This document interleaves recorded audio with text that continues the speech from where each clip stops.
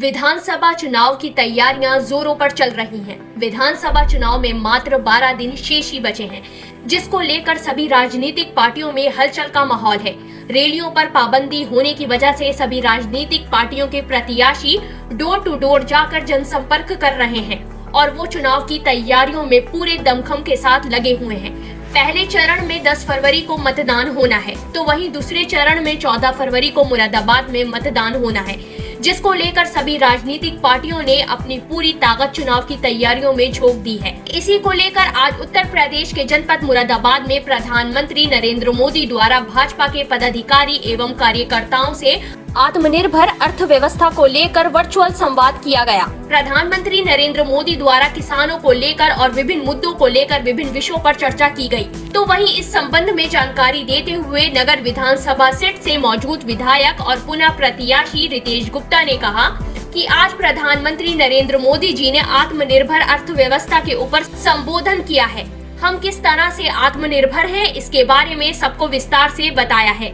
आज माननीय प्रधानमंत्री श्री नरेंद्र मोदी जी ने आत्मनिर्भर अर्थव्यवस्था के ऊपर संबोधन किया है। उन्होंने अर्थव्यवस्था कैसे आत्मनिर्भर हो इसके बारे में बहुत डिटेल से सब कार्यकर्ताओं को बताया है। जो बजट कल पेश हुआ है और उस बजट में जो जनता के लिए, किसानों के लिए, युवाओं के लिए, महिलाओं के लिए, जो व्यापारियों के लिए जो भी कुछ दिया गया उसके बारे में विस्तार से बताया गया है। तो वही संबोधन आज पूरे भारत में हुआ। देखिए, पार्टी के फ़ायदा की बात यह है कि हमारे माननीय मोदी जी 2014 से जब से भारत की गद्दी को उन्होंने संभाला है, हम लोग सब उन्हें यूं ही यशस्वी प्रधानमंत्री नहीं बोलते, वो सच में वास्तविकता में यशस्वी प्रधानमंत्री हैं।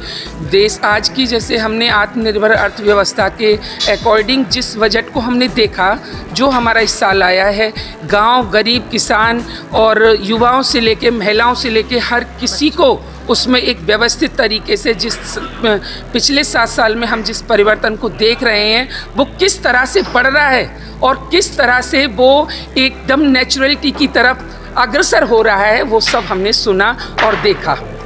पिछली 70 साल में क्या हुआ ये सभी जानते हैं। पिछले 70 साल में क्या था कि हम कहीं, गांव की बात तो बहुत दूर की बात है, हमें अगर जनरली हम यहीं की बात करें, अपने एरियाज़ की बात करें, तो यहाँ से दिल्ली जाने में लगभग हमको 4 घंटा लगता था। ये व्यवस्थाएं थी। आज की सरकार की व्यवस्थाएं आप देखिए, पिछले 7 साल में आपको वो सड़कों की व्यवस्था, वो सुंदरीकरण और इस आधार पे हाईवे की व्यवस्था की गई कि मुरादाबाद से आप 2.5 घंटे के अंदर दिल्ली पहुँच सकते हैं।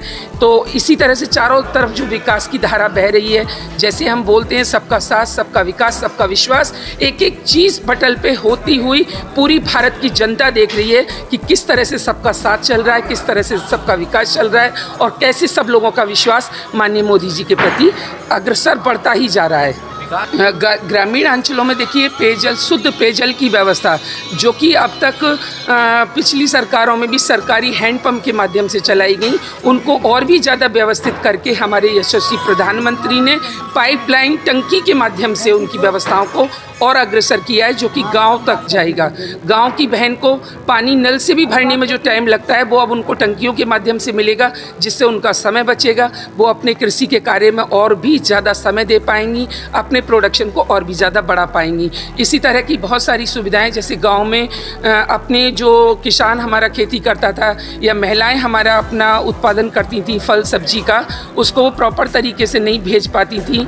कहीं भी भेजने में उनको ट्रांसपोर्टेशन की दिक्कत होती थी। उन सब ट्रांसपोर्टेशन की दिक्कत को भी पिछले 7 सालों में बहुत बेहतर कर दिया, लेकिन अगले बजट में उन्हें और भी 4 गुना ज़्यादा आगे अग्रसर किया जा रहा है। ठीक। लेटेस्ट न्यूज अपडेट जानने के लिए सब्सक्राइब करें हमारा चैनल ईशान न्यूज नेटवर्क और हाँ, बेल आइकन दबाना मत भूलिएगा।